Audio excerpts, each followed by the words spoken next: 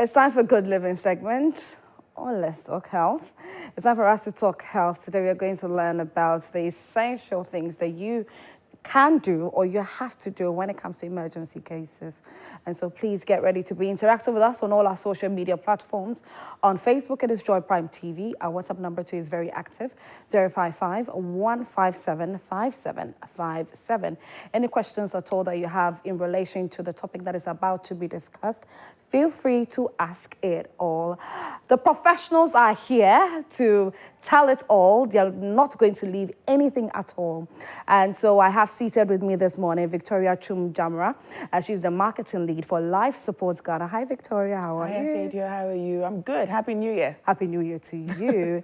And then Dela Duque. He's an occupational safety and health professional with Life Support Ghana. Hi. Hello. Good morning. Good morning. Happy New Year to you. Yeah, so. Yes, thank you for that. Thank you very much. And so, like I said, it's all about safety. It's all about emergency cases. What do you have to do? That is our conversation for today. But before we delve into that conversation, do you remember the last State of the Nation's address by the former President, Nana Dankwa Akufo-Addo? You remember what happened with his bodyguard in the course of he giving the speech? In case you do not remember or you haven't even chanced on this video on social media, let's take a look at this. 11 regions to be handled locally, reducing delays in justice delivery. Additionally, the implementation of the e-justice system has digitized case management and streamlined processes, solidifying the judiciary's role as a bulwark of Ghana's democracy and development. Moreover, the Law House, a modern facility for the Office of the Attorney General, has now been completed. Mr. Speaker,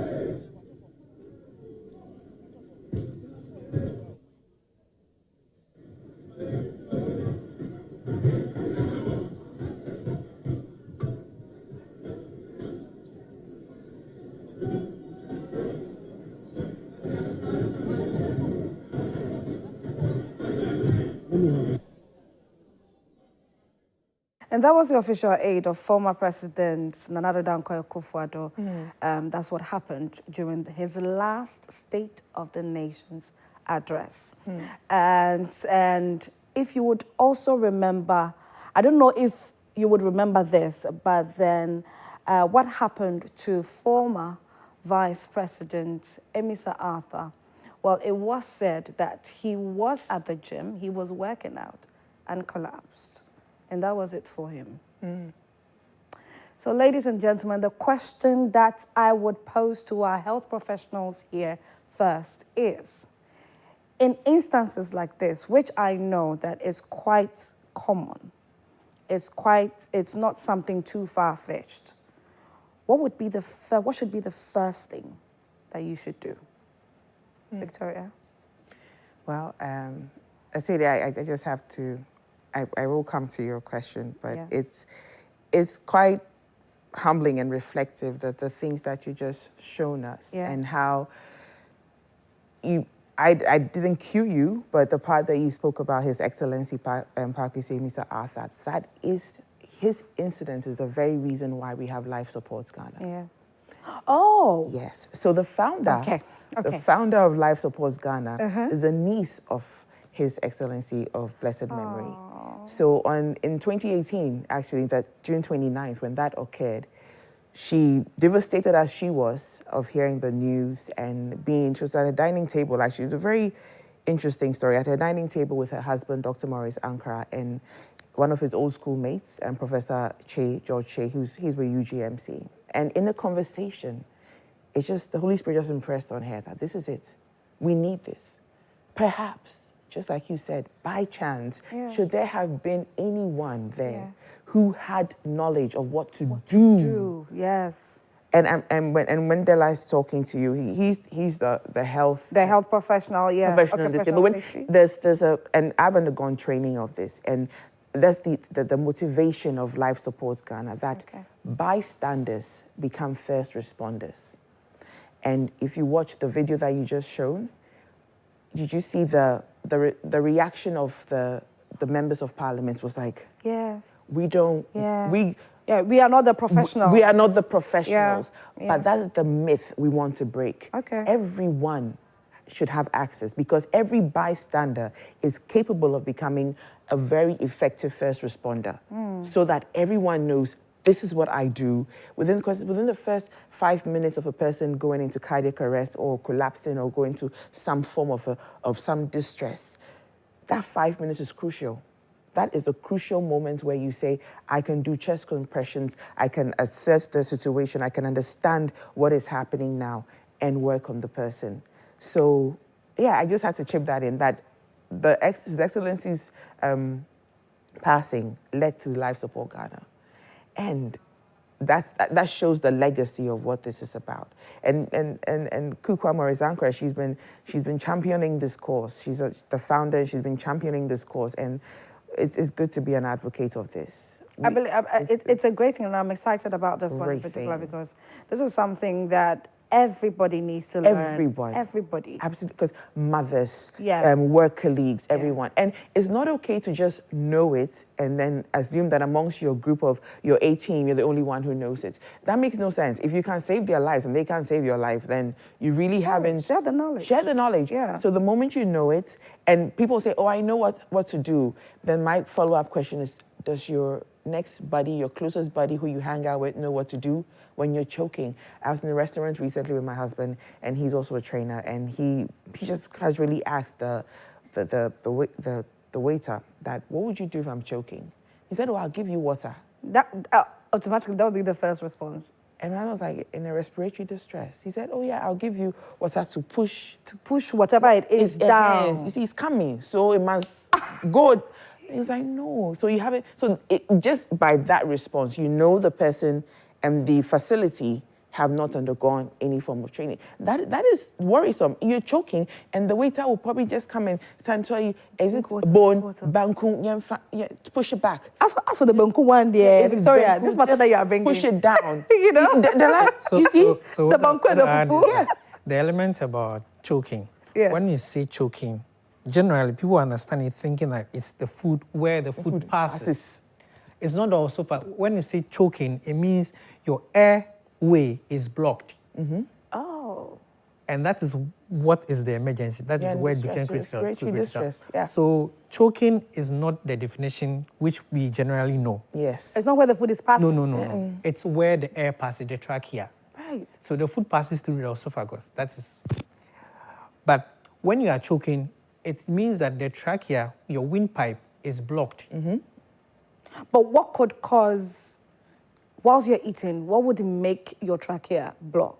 So the trachea and the esophagus lie on each other. Right. And so that's why when you lift your head this way and you try to drink water, you realize that you start coughing out. Yeah. That's a natural. It means that you've opened the windpipe, and then the water tries to enter into your trachea, your windpipe. Okay. And that means that it goes into your lungs.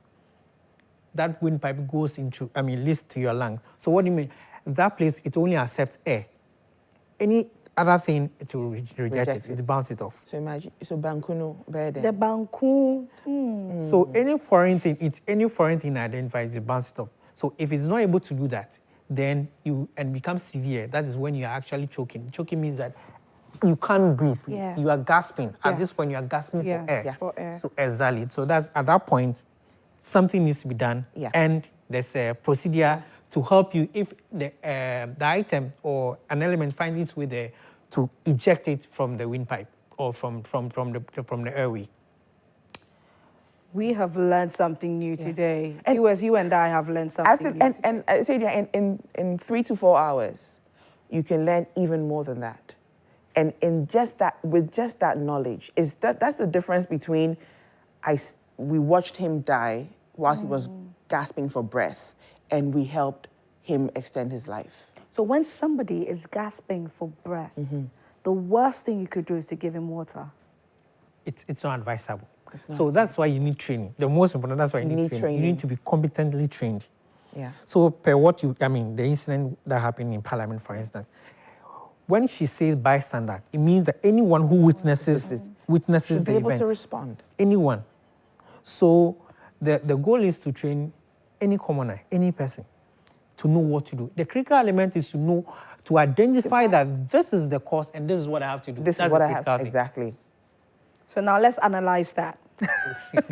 Okay, so I want us to analyze so back to anything could be the cause of why he has to fall. Yeah. Right. Okay. Yeah. He could have been tired, Yes. maybe Yes. not eating. Exactly. And it could also be that he has what we call hypoglycemia, low blood sugar. It could also be that. Low blood sugar. Yes. It could also be that. Yeah, there could be several reasons. It could be several reasons. So, but the critical thing is when he falls down, the first thing you want to do is to make sure the place is actually cleared of safe. any clutter. It's safe, and then assessing. There. Check if he is responsive. Check if he's breathing. Check his pulse. These 3 things. So bustling him out was not the... I was going to ask that, because before we realized, they had carried him out. Bustling him out for, I think it's, he wasn't helping the ops that day. You can't be falling behind. But still, that's the problem. That's the thing. So you realize from the video, by the time the EMTs, the emergency medical technicians, got there, his other colleague had lifted him. Yes. So it was not the EMTs that were there. So for me, I would have, if they were all trained, this is something that needs to be done anyway. Anybody in the security for services should be trained in this. Yeah. All of It's them. very simple. Parliamentarians, everyone. So everyone should Everyone. And even the parliamentarians, they need to. They need, yeah. So you realize that. Yes. So that's why you realize that when Dr. Prempeh and Napoleon Prempeh, he got to the scene. So I was of the got to help and tell the EMTs that no, put him down a while.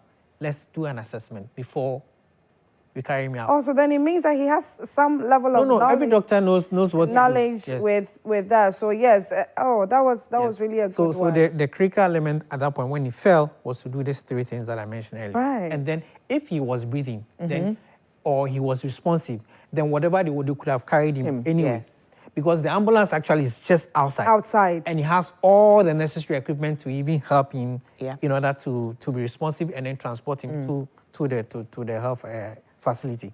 So that's the critical thing. If the person is responsive, then you can know that this person is alive. Our job as first responders or first is... Della, please take your time on this one, okay? For bystanders, how would a bystander check that you're responsive, your heart is beating, you're still breathing on a regular? What that's so let me start with this. This is an infant, less than a year old. Okay. This is a critical, let me see, individual that we have to deal with. Many people, you may go to a funeral, someone is just giving birth, has a baby, and maybe could choke. What do you do? Now, if you want to know if this baby is responsive or this infant is responsive, this is the most sensitive part of an infant. Oh. Yeah. So this is the most sensitive part. Under the feet. Okay. Or the sole of the infant. Yeah, that is the most sensitive part. So you rub it. Okay. If it's responsive, if it's responsive, what do you want to see? That maybe the baby will give any gesture or cry. For an infant, you cannot talk, so cry out or open the eye. Then you can see that this person is responsive. And it's for adults, it's the same thing. If I move my limbs, I can talk back to you. I can open my eye. That is any gesture. So for an adult also? No, for an adult, I'll show you. I want it not under the feet. So this one, infant. Yes. Yeah. So that's how to know if an infant is responsive.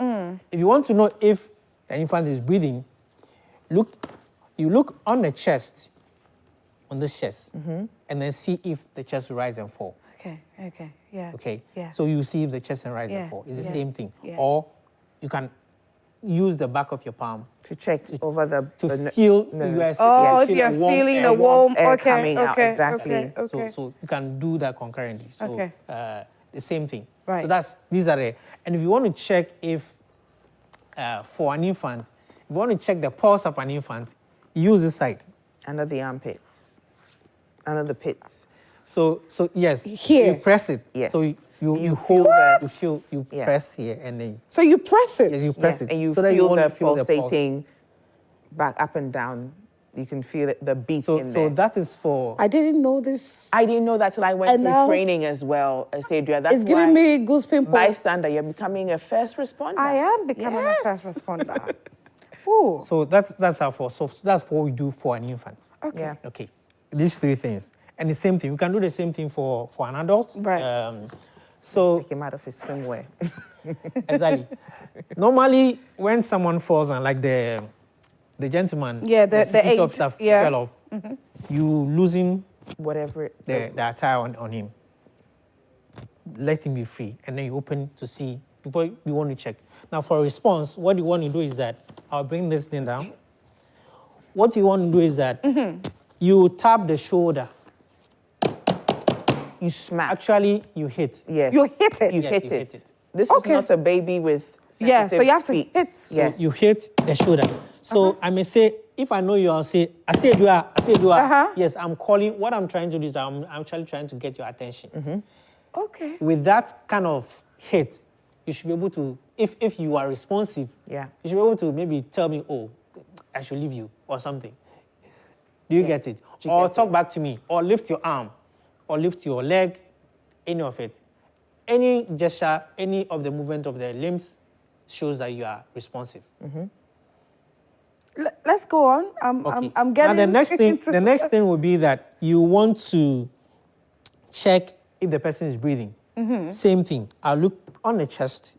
I want to see that your chest rise and fall. So this chest is rise and fall. Now bear in mind, in all these cases for an adult, the person must lie supine at the back. On their back. On their back. And in a firm, flat surface. On a firm, flat surface. So looking at on the chest, for 10 seconds, you see the chest rise and fall. Okay. The person is breathing. Okay. The same thing. Okay. And then, like I mentioned, if you want to check for the the same thing. Check for the warmth. Yes. Over you want the to check if the person is breathing. You put the back of your hand over the nostril. The nostril. Okay. Warm breath air. The same thing. Now, for an adult, if you want to check for pulse, I use this side. That is the left side. You can even any of the side. Okay, it can be any of the side. You feel it pulsating here. So, am I getting it right there? Maybe I should do it for you Okay. Oh. So I'll see a beating. Yeah. So there's a large vessel there, exactly, so that I'll feel. Okay. And you have to, so usually this is technical, so you have to know what to do it. And that's why during the training, we take you through for you to be able to get all this. Now, all these things that we are saying, you must do them in the shortest possible time. The response is within less than one minute. Less than 1 minute. What? All of that? Yes. Hitting of the shoulders, checking the chest, using the back of your hand to... Yes. Exactly. And then checking the pulse. Exactly. From here? All these elements. Yes. So you saw that I was in a particular position when I was beside the human being. Let me say the human being there, the mannequin. Yeah. That position alone will give you access to do all the things that you can do. You're at that aerial level. You can. Okay. You have to come for the training. I have to. I really have to. So all of these within, let's say, 1 minute. 1 minute. This should have been the first, less than 1 minute. Less than 1 minute. This should have been the first response or the first act that any bystander could have performed in the situation of the aid to former president. Yes. He shouldn't have been carried like that out of the venue. I mean, I toy with the thoughts now that wouldn't it have been so beautiful had the president been trained, turns around and just handles the situation, because he's, as a first responder, he's had his training and he just knows that, you know, what a way of expressing my, you know, the feeling of the humanity of it would have been the warmest goodbye. The warmest goodbye to a nation. Yes. it would have been the warmest goodbye. So that's the gap. That's the gap we are here to fill. Yes. One of all, provide advocacy, provide education, and then provide training. I see that you know the ambulance number for Ghana. I do not know. That's it. That's the beginning of the lesson. I only know for police. Because when we take it, because he's effective trainers, when they train, the step that they also mentioned about how you have, at that point, you call out that indicating the situation that has happened. Trainer, bystander, I'm doing well, right? Yes. So the next thing he was going to tell you is that after you assess all these things, then you call out, this is what is happening here. Call 193. 193 is the number. Call 193 for an ambulance. This is what's happening here. A male or a female has fallen down. I'm attending to the person. The person is not. You don't have a pulse. There's no breath. So you're responding to the next level, which he will talk about. Okay. So in all that, at the time the EMT was returning, let's use that as a case. Okay. Who would have been able to bring a first aid kit. Yeah. It's a first aid kit that's supposed to, because you are coming out of your work zone into, so you should have this on you. If you drive a car, you should have one of these in your car. Yes. Every organization should have this. Every organization within their premise. Okay, because you need the items in there in order to do what you have to do. Now, okay, Dela, please, before we get into this one, yes. I want us to go back to, the checking of the pulse and all yes. of that. Is there anything like an individual has slow senses or would slowly respond to what you are checking? Is there anything like that? Let's say you are trying to check somebody's pulse. You are not necessarily feeling the pulse within the seconds that you're expected to. Is there anything like that? So the critical element is to check if the person is responsive and breathing. These two things. If you're finding it difficult to check the pulse, these two things should be able to guide you as to what next to do. Okay. Someone can be responsive but not breathing. Oh. Yeah. Yes. The person can also be breathing and not responsive. Okay. Yeah. So if any of these things happening, the person is still alive. Okay. Now, if the person is not breathing, the person is also not responsive, and you can't find a pulse, then there's an immediate action you must take in order to keep the person alive. Because the person is actually dying. It means the heart is stopping. The moment your heart stops, that's it. It means that you can't pump blood to other parts of your body. Most importantly, to the brain. Because everything that we are doing is controlled by the brain. Your ability to talk, my ability to move my limbs, see, the brain. Is the brain. If the brain does not receive blood between 4 to 6 minutes, you are brain dead, and means you are died. You are dying. Wow. And that is why time is of essence when we have to do this. And that is where the element of CPR will come in. And also that is what pumps the blood. Yeah, so you're going to do the work of the heart for it. Manually work the heart to get keep the blood going. Circulating. Yes. Whew, okay, all right. Let's get into the first aid. So the first aid is very important. Let me showcase it for you whilst you talk about them. So it's so important because there are elements in there. So everything that you are doing in here should be able to, you should have, this is gloves. You have a pair of gloves in there. Now, if I am attending to someone in there that has cut, maybe has injuries on them, I need gloves. Okay. Protective. Before you use, because one thing you don't want to have a blood-borne pathogens on your hands or transfer them onto your skin. Is it safe to say that you can sanitize your hands if you do not have gloves? Well, usually, what happens is that you don't have the luxury of time to have sanitizers. What you need is basic things that you can use in order to carry out what you must do, because, like we said, time is of essence. Time you don't have. So if you do not have first aid kit, you can start a process and then make a call for it. There's a protocol. Now, first, if you check the scene, check for response, check for breathing, check for pulse, and then you can call for the first aid kit if I'm in this environment, around close, call direct. Actually, I'll give a specific instruction. If I know him as George, I'll call him George, bring me a first aid kit and an AED. So this is the AED. Because I have to, the reason being that I must give specific instruction to a specific person so that the action can be carried out. When you generalize it, no one... Don't go around and come back. Yes, exactly. So these are... And we have, in the first aid kit, we have what we call... there's an ice pack in here. This, ice pack? Yes. Yeah. When it's like an ice block, let's say when you squeeze it, it turns into ice. Now, there are emergencies where you need this. That's why it is in there.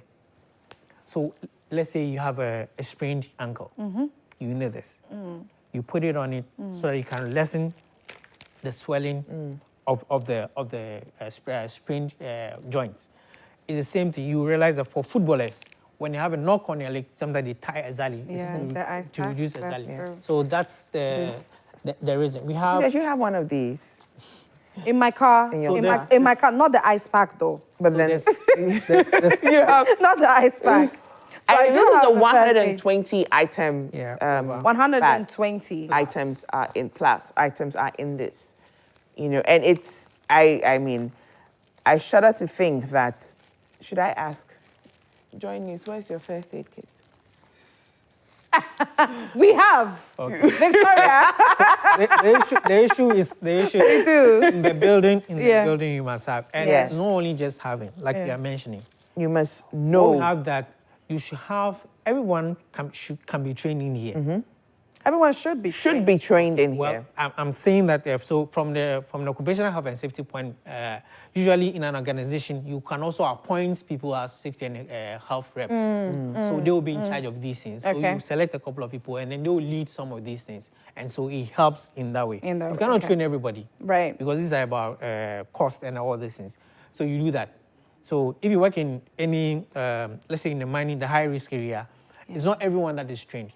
But there are officers that have been employed to be safety reps and also safety officers within the organization. And so that's something that you can use in order to manage emergencies.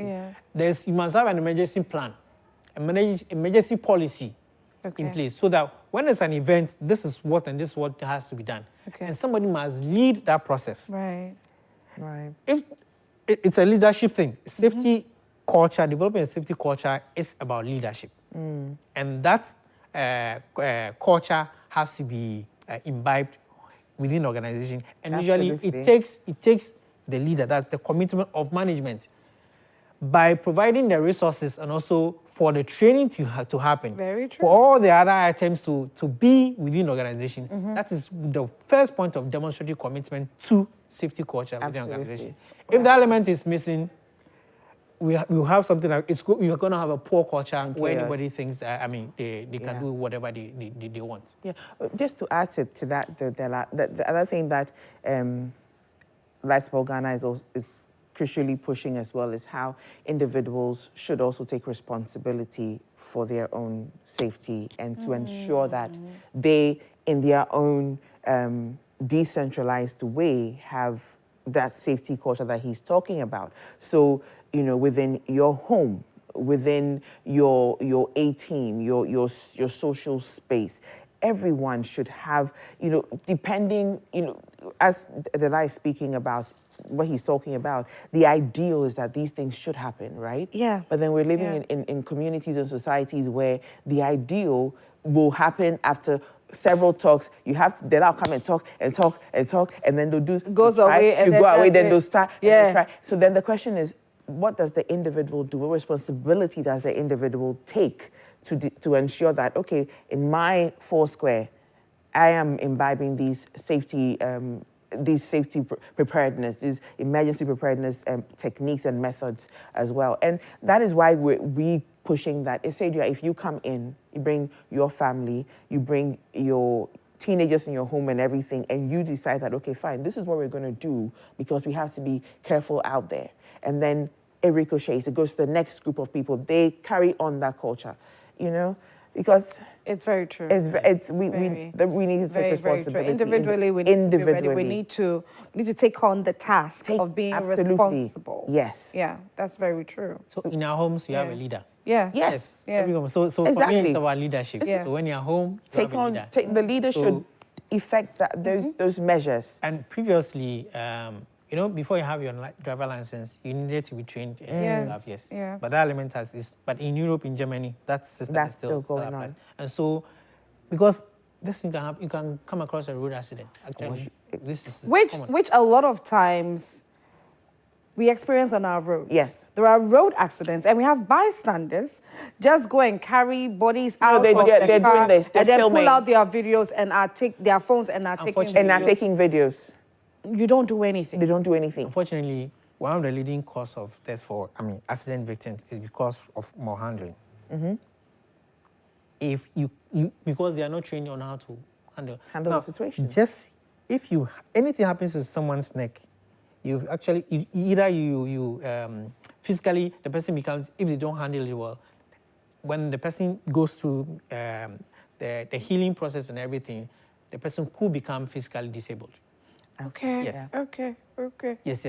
Or they die before getting to the healthcare facility. I would want us to get break certain things down and then delve more into that. But I have this question. Okay. On the 24th of December, we chanced on social media one particular video where a woman who went to the market to buy things, shop for Christmas, had her 3-month-old baby at her back. And that is the period that a lot of people shop.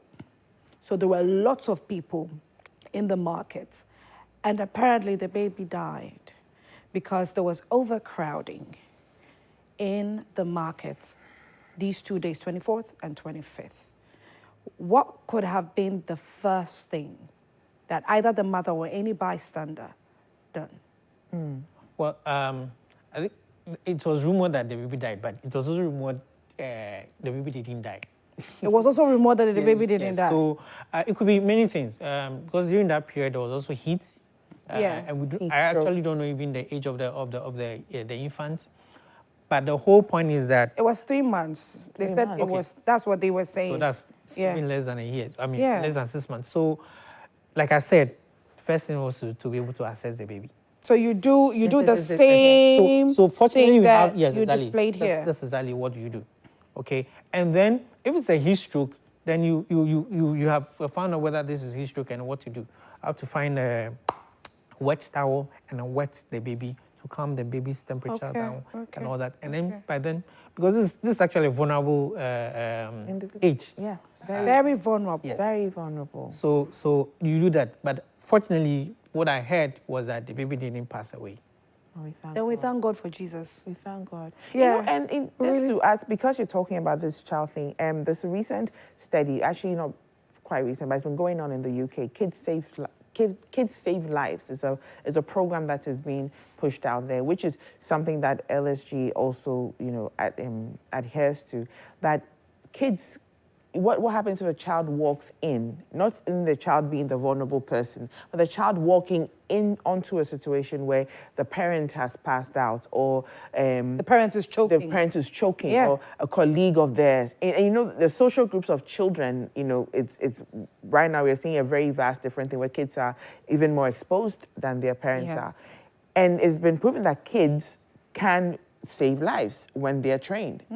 You just train them. The notion of they are children is no. First of all, the notion that this training is for medics and health professionals needs to be broken, trashed. Every bystander can be an effective first responder. Then the second one is they are children. They are kids. Oh, he's young, he's 10 years. No. 10 years, even with the CPR compressions, 10 years, there have been studies that show that 10-year-olds and even less than 10-year-olds can perform effective compressions, chest compressions, and save and keep the person's hearts going until the emergency services arrive. These are research studies which are showing that we need to train our kids as well. Take away the fact that you're making them ignorant, make them aware as well. Okay. So to add to what she said, so that's why we have done training in schools. We've done training in churches. Absolutely. We've done training in companies. And so a kid taking a phone, knowing how to call 112. That's our number of emergency national health ambulance services 112. To call 112 is good enough to save someone. Yes, because fortunately we've had more ambulances now, and they are very responsive as well. There's also a protocol, I mean, which we'll come to, where there's a call emergency response that can guide you to do what to do. What to do? Yes. Okay. Yes. Okay. But we've not set up it here, but in the US, that system is there. Yeah. Where when you call, if you don't have any skill, the dispatcher on the phone will guide you to do what, so that whilst you are doing that, they will dispatch the ambulance to your location, whilst they guide you are on the phone to be guided to go through all the processes that some of the processes that I've talked to you. Okay. So the whole point is to keep the victim alive. Yes. Until an ambulance comes and takes the victim back to a health center. And the timing. Right. It's all about learning how to attend to emergency cases right here. On Good Living segment on Prime Morning, I have Della Duke here, and Victoria is also here as well. And they are teaching us all we need to know. If you just joined, you haven't missed out much, so don't worry. We'll do a little bit of recapping for you. But then we want to delve into all the procedures that, you go to as Life Supports Ghana. So we are going to take a look at this quick video. When we come back, we'll take them one after the other, and then we'll get some more understanding.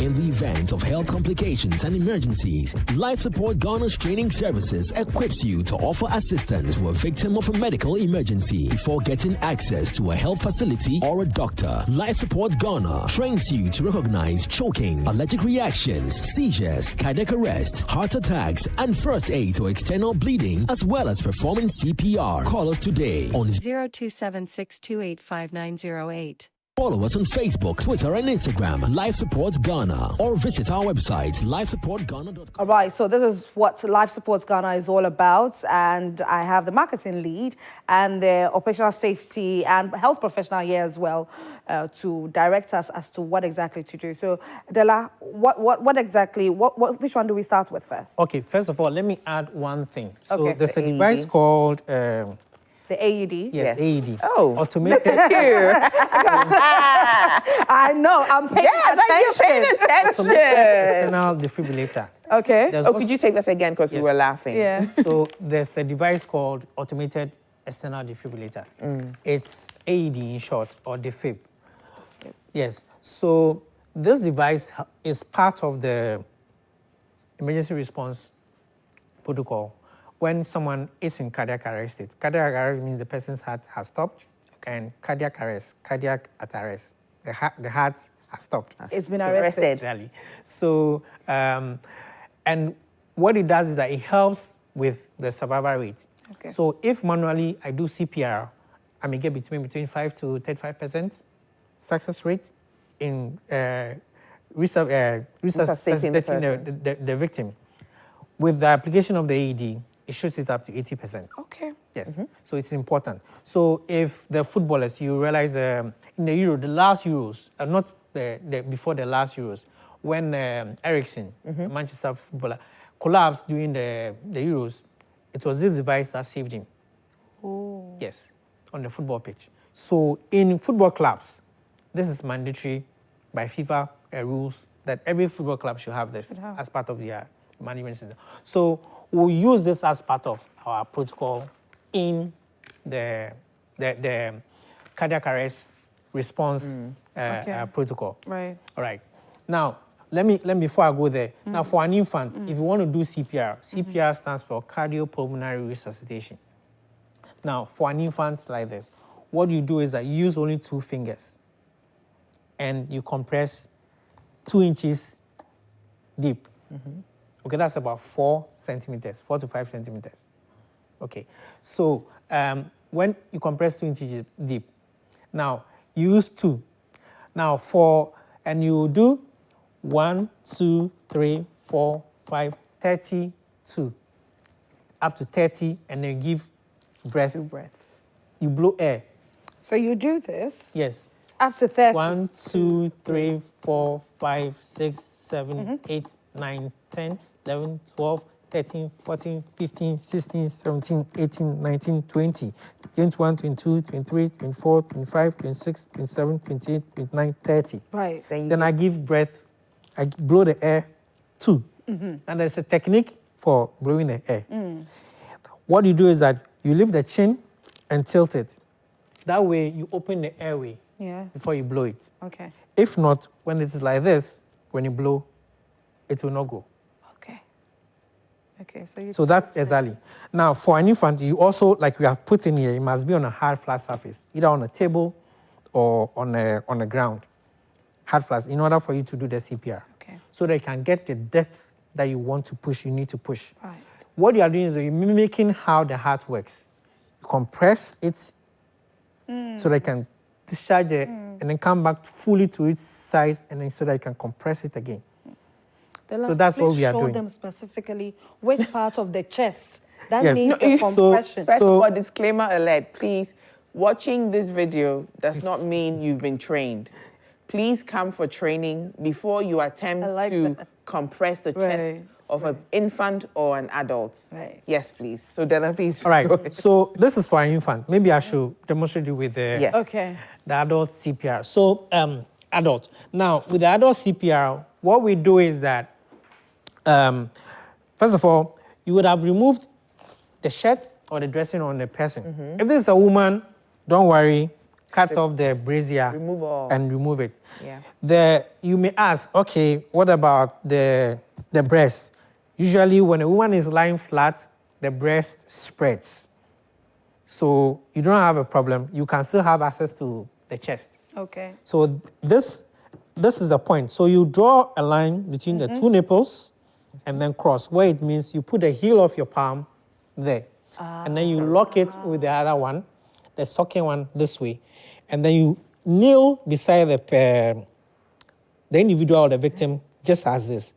And then you compress, like I said, 2 inches deep.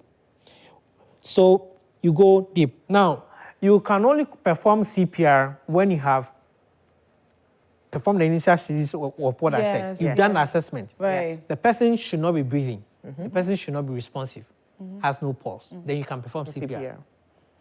Don't perform. There's a response. If any of those things is positive, there's no need for you to do CPR. The person is still alive. Okay. Okay. So you can have a situation where someone has a low blood sugar. Yeah. So and the person collapses.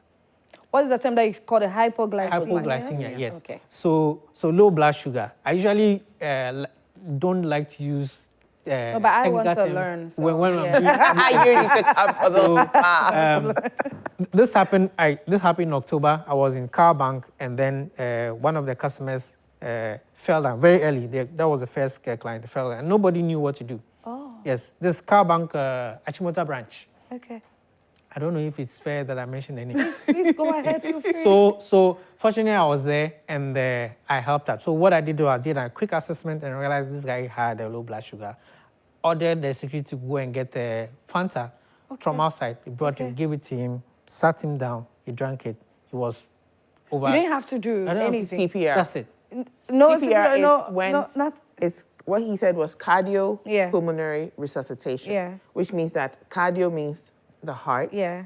Pulmonary has to do with the lungs. To the lungs. So if these two are not working, then you resuscitate. You have to resuscitate them. Exactly. Okay.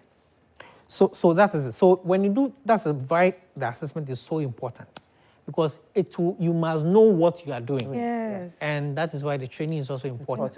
And it's just 4 hours, in 4 hours, in 10 So like I said, now you put the heel and then you compress. We'll do 30 compressions and then 2 breaths. So 1, 2, 3, 4, 5, 6, 7, 8, 9, 10. 11, supposed to 12, count out loud. 13, 14, 15, 16, 16, 17, 18, 19, 20, 21, 22, 23, 24, 25, 26, 27, 28, 29, 30. Then I give breath 2. Now, I'm supposed to have, so if you have,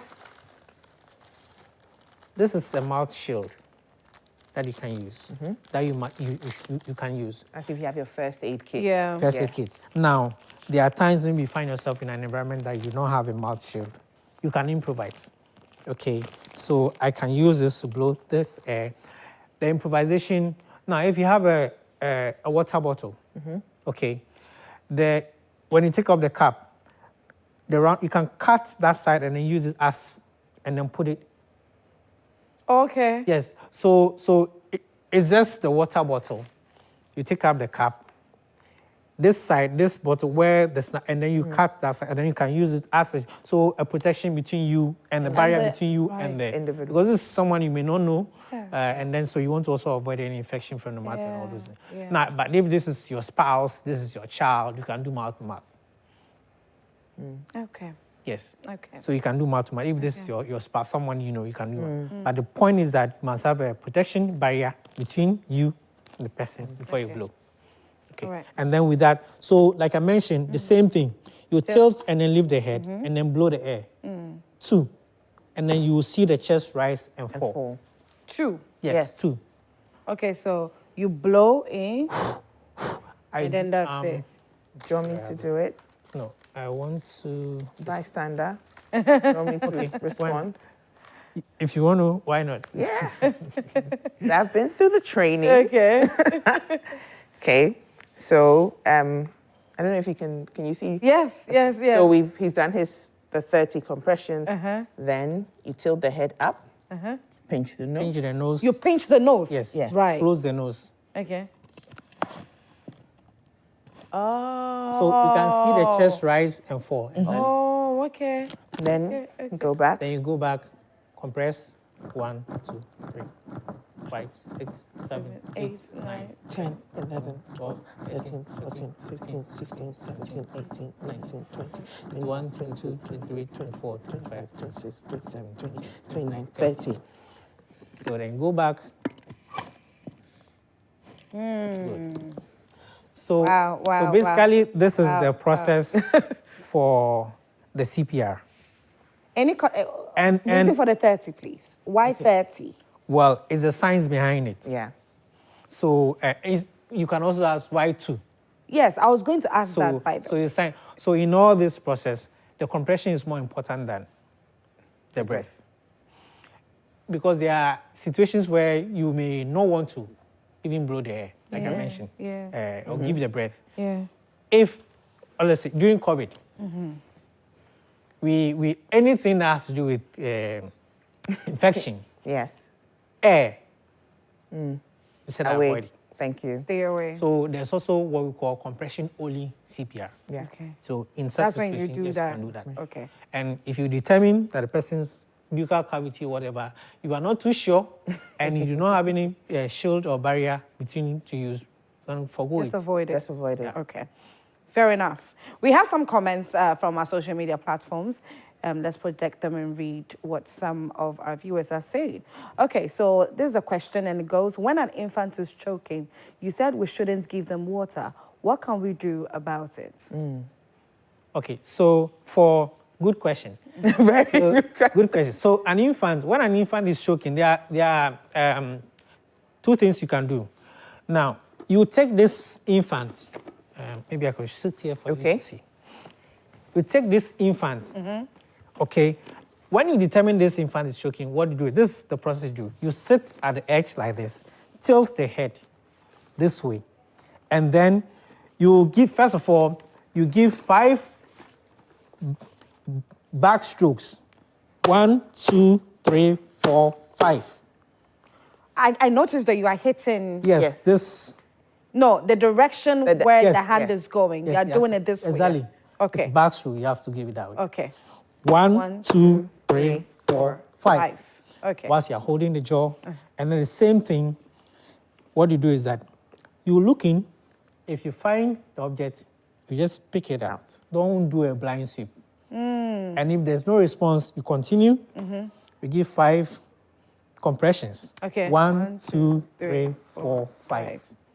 Okay. Until you get a response. So until you get a response from the infant. Then when you find the object, you take it out. You know the traditional way that a lot of people do it, they just they turn over the baby and then they are either rubbing the back or they are just patting the back like that of the baby. Yeah. So like I said, he has to tilt this direction, tilt the baby this direction, and then do. So you continue doing this until you get a response. I have a very interesting story. I remember my second girl was months old, like about 7 months old. Okay. So she would get these colds and coughs, and there was one night she was choking on phlegm. I didn't know what to do. I hadn't been trained then, but my husband had been trained. So I was in the room fussing. So here was I with the, what am I doing? Let me suck her nose. Let me, all those things. Then, so he comes, he's like, what's going on? I was like, I don't know. She's not breathing. He just quickly grabbed her. He did that, pop, pop, pop, and the phlegm came out. Ow. So he brought it. I was like, It was that simple. It was that simple. It was that simple. Wow. And it does a difference between me and most mothers. We do that. At that time, we want to cuddle the baby. Yes. We think you're the child. Yes. That's not the time to do that. That's not the time to do that. That's not the time to do that. That's true. Thank you for sharing that story with us. Let's read some more messages. Thank you very much for the educational skills and techniques for saving lives. I will later come for proper training. Please make sure they'll put their details out so you do so. Moving on, we have, please, what if you don't have time to cut the bottle? Maybe where you are, there is no sharp object to use. Can you use handkerchief? Good morning. Can you use handkerchief? No, handkerchief will soak the fluid from you. So it will still be the same thing. So if you don't have anything, don't use anything. Just do compressions only. CPR. Yes. Okay. Next one, how do I calm a seizure in an emergency? Seizure. Well, okay. So usually for seizure, the person will be foaming. So what you want to do is you put the person on this recovery state. That's on their side. On the side. Yes. Left side, right side? Any. Okay. So that the fluid will flow out. Okay. So you also put, so the person may be fidgeting, but sometimes they also come foam out. So whilst they are doing, you allow whatever that is coming out, just come out. Yes. Okay. And maybe they may bite their lips, whatever. Just allow them to do that. And then when it's settled down, everything's settled down, you can treat the injury. Okay. So the way you're saying is that we shouldn't put something in their teeth. No. We shouldn't put a hand in their mouth. Using spoon. We shouldn't put a spoon in. Thank you. Basically, what you want to do is you want to prevent. Usually, you want to prevent the person from choking. But when you put a person in this recovery position, that is enough for you to drain.